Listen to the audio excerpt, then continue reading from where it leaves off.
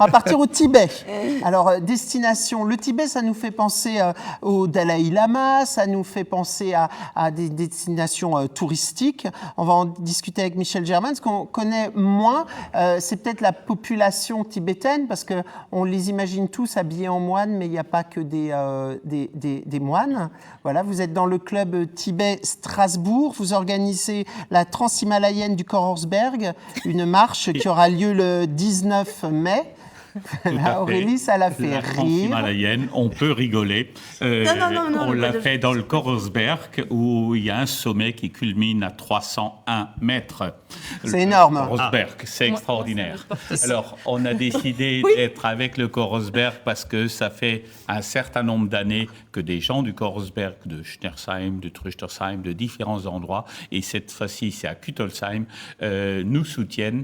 Et même ce dimanche, il y a des chorales et une de Trüchtersheim qui va, l'école de musique qui va effectivement... Il se passe beaucoup de choses. Il y a des expositions, il y a de la musique, il y a un restaurant tibétain qui propose des petites ravioles. Tu vois, il faut parler de ça. Alors, qu'est-ce qu'on mange? Oui, c'est ça. Quand on fait du sport, il faut bien se nourrir. Parce qu'il y a une marche de 5 et 10 km. Alors, une marche très particulière, puisqu'elle va être balisée. Elle est unique. Elle est effectivement unique parce qu'il y aura sur cette marche les fameux drapeaux de couleurs qu'on retrouve partout dans l'Himalaya. Au lieu d'avoir des panneaux à la manière du club vosgien, on va se repérer avec ces drapeaux. Donc, tout le Korsberg aura, le temps d'une journée, ces repères qui vont effectivement marquer ce Korsberg. Alors, il y a de l'argent qui va être collecté. Je suppose que derrière, il y a un projet. Il y a un projet humanitaire ou pédagogique. Qu'est-ce que vous faites avec cet argent? Ça fait effectivement depuis 30 ans qu'on construit des écoles. Ces derniers temps, c'est des écoles dans les endroits reculés, les montagnes, où il y a peu de gens qui s'y rendent, peu de touristes aussi. Et on souhaite effectivement développer la culture tibétaine. Le Tibet, c'est les deux côtés des Himalayas. Il y a le côté chinois et il y a le côté indien, népalais. Et là, pour nous, les constructions d'écoles, c'est du côté indien et népalais qu'on les développe. Et là, je reviens avec une veine de jeunes qui étaient avec moi pendant les congés. Et on a découvert dans cette école qu'on a reconstruit, parce que c'était une étable de chèvre, dans cette école, on a découvert effectivement un besoin assez criant au niveau éducation de sciences. On a une première estimation qui est de 2800 €. Pour nous, c'est pas grand-chose, mais pour eux, c'est la fin du monde.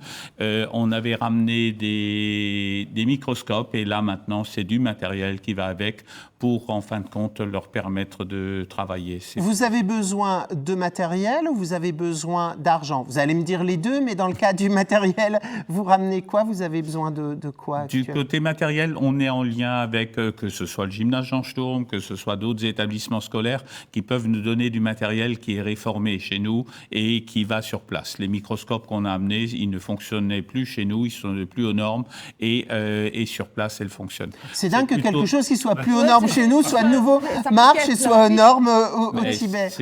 C'est la grande difficulté, effectivement, sur place, c'est qu'il y en avait entre un endroit où il n'y a rien et un moment à apporter. On ne se rend pas compte quand même de la chance qu'on a de vivre un pays comme le nôtre. On se plaint tous souvent, mais c'est là qu'on voit les différences. Alors, il y a aussi un artiste alsacien qui vous avait bien aidé en son temps, c'est Tommy Ungerer. Là, autour du travail de Tommy Ungerer, il va y avoir aussi une exposition, il y aura des ventes. Effectivement, ce sera unique ce dimanche.